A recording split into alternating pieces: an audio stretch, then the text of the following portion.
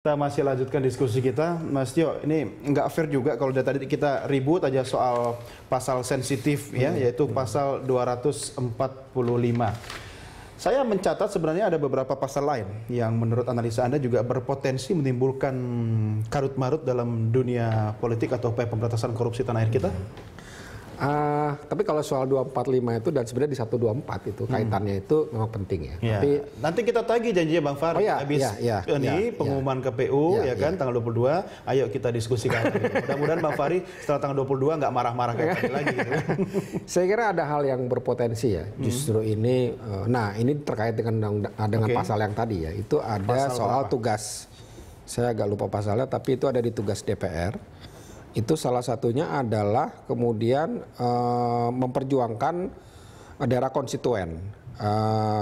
Maksudnya apa nih? Dia bisa ngasih anggaran? Nah ini yang nggak jelas. Jadi ini nggak jelas. Kita dulu curigai ini adalah pork barrel gaya baru ya. Jadi dulu kan pernah ya di waktu 2 tahun yang lalu saya juga sekitar 2 tahun yang lalu tuh fraksi Golkar juga sempat mengusulkan soal ini ya. Jadi anggota DPR itu dikasih kewenangan untuk kemudian bisa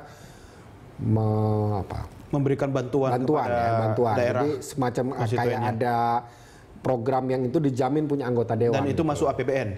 Itu masuk APBN. Enak banget ya anggota DPR nggak punya modal. Itu. Modalnya modal negara gitu. Terus kalau terpilih lagi yang senang dia juga. Jadi memang ini ya. Yuk kita jadi anggota DPR. Jadi memang terlihat bahwa kemudian karena keluhan terhadap sistem pemilu yang menimbulkan atau berakibat pada biaya tinggi ini kan kemudian merembet kemana-mana ya. Para politisi mengeluh biayanya tinggi sekali. Tapi saya kira ini yang salah apanya? Kenapa kemudian justru karena biaya yang tinggi APBN yang dibebankan begitu loh. Dan ini bahaya. Kenapa saya bilang bahaya?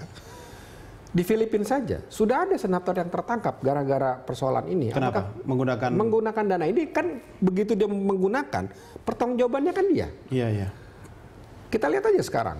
Mana ada anggota DPR dituntut pertanggungjawaban keuangan? Nggak ada. Semua yang mempertanggungjawab keuangan itu sekjen. Jadi anggota DPR tidak pernah dilatih dan bukan tugasnya. Jangan mempertanggungjawabkan. Transparan aja kagak? Nah, ada cuma satu Ahok dulu waktu di DPR. Mempergunakan keuangan negara kan tidak dilatih. Tapi Mas begini ya, mungkin ketika kita dalam konteks berpikir bahwa untuk menghindari terjadinya money politics ya kan tindak pidana korupsi. Jadi semua aktivitas kegiatan politik termasuk anggaran yang dikeluarkan oleh partai politik dan anggota partai politik itu dibiayai oleh APBN. Tapi catatannya begini, kalau semua anggota dewan itu yang duduk di parlemen itu memang berkualitas menghasilkan undang-undang yang oke gitu kan. Kalau sekarang kan kita akhirnya mempertanyakan, lu kayak gitu aja masih minta duit sama negara. Mungkin nanti ketika itu terjadi kualitasnya sudah bisa diberikan jempol, mungkin rakyat dalam tanda petik akan rela ya sudah dibayarin oleh negara gitu. Kira-kira bisa begitu nggak? Iya, tapi saya harus dibedakan ya. Di banyak negara itu juga sebenarnya memang anggota DPR itu didukung oleh supporting system yang memadai. Supporting systemnya itu apa tenaga ahli misalnya. Bukan anggaran? Tidak, karena pos-posnya sebenarnya kan anggaran gini, anggaran untuk apa sih? Anggaran yang untuk kinerja, bukan untuk itu tadi. Yang dimaksud ini kan sudah berbeda. Anggaran yang dimaksud adalah anggaran misalnya kalau konstituennya minta, mohon maaf ya, jembatan misalnya, jalan misalnya. Ya nggak salah, tapi salah kalau kemudian dia minta ke anggota DPR. Anggota DPR kan bukan di dinas PU, ya mintalah ke dinas PU.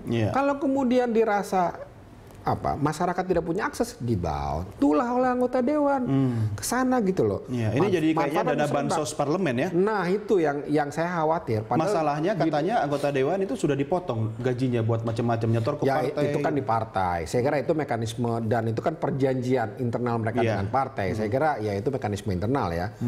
Kita tidak mungkin masuk ke sana. Tidak bisa dijadikan alasan ya. Saya kira tidak ya. Dan kan harus didik publik juga. Kalau kemudian publik menuntut hal yang salah dan kemudian kita malah penuhi, kan jadi salah juga kita. Karena kurangnya edukasi anggota DPR. Saya merasa begitu. Makanya publik pengen cari tahu sendiri, jadi langsung jadi anggota dewan. Dia merasa anggota dewan banyak uang, bisa bawa proyek, karena selama ini dibuat seperti itu. Tapi kalau kemudian dia diedukasi, didampingi misalnya kalau ada masalah, betul, masyarakat pasti butuh jalan.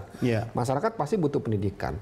Nah kalau ini yang kemudian didampingi oleh dewan, tidak harus oleh dewannya kan, Betul. bisa oleh partainya, bisa oleh jaringannya, bisa juga kalau dia jaringan partainya oleh DPRD-nya. Nah, saya kira ini yang harusnya diperkuat di MD3, bagaimana kemudian antara DPRD dan DPR itu punya link gitu loh. Nah, ini kan lebih bagus. Itu akan lebih bermanfaat saya kira bagi publik, bagi apa. Mas Tio, saya harus mengakhiri diskusi kita kali ini, tapi ada catatan penting yang harus Anda sampaikan kepada masyarakat agar mampu mengawal Undang-Undang MD3 ini, biar nanti tidak dalam tanda petik ini sebenarnya cuma buat melindungi kepentingan oknum anggota DPR saja. Anda pasti akan bawa ke MK.